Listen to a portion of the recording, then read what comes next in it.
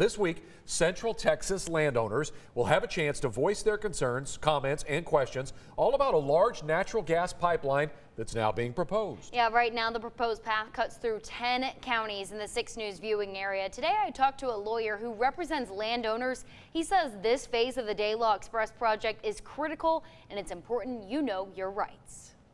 It's massive projects like this. We have a very narrow expertise in representing property owners that are being impacted by public projects like the Day-Law Express pipeline. That Clint Schumacher knows there will be work. This is a relatively slow process, and we're still in the first inning of what will be a very long game. The Day-Law Express pipeline is seeking approval to deliver 2 billion cubic feet of natural gas per day right through central Texas, all the way to the Gulf of Mexico.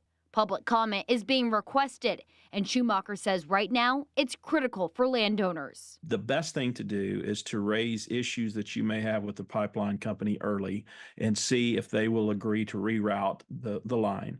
Once they decide on a final line and once it gets permitted, it's very difficult to get it to move at that point. The eminent domain lawyer says pointing out environmental situations, what your property is used for, and other concerns about the impacts is key. Understand what's the timing, what kind of route are you on, and if there's anything specific about your property that needs to be considered, you want to make sure you're letting them know that, including putting that in writing to them. Privately owned companies like the Day-Law Express is able to operate on your property with the permission of the government, which they are still waiting on. The good news, you do have guarantees thanks to the Texas Constitution. So you're not completely without rights. It's hard to stop it, but you at least get the right to be compensated for the damage if they do have the legal right to cross. Schumacher does note that more pipelines are being laid through central Texas, and it shows no signs of stopping. You let the first one on, there's probably a decent chance there's going to be another one, or perhaps a third or a fourth.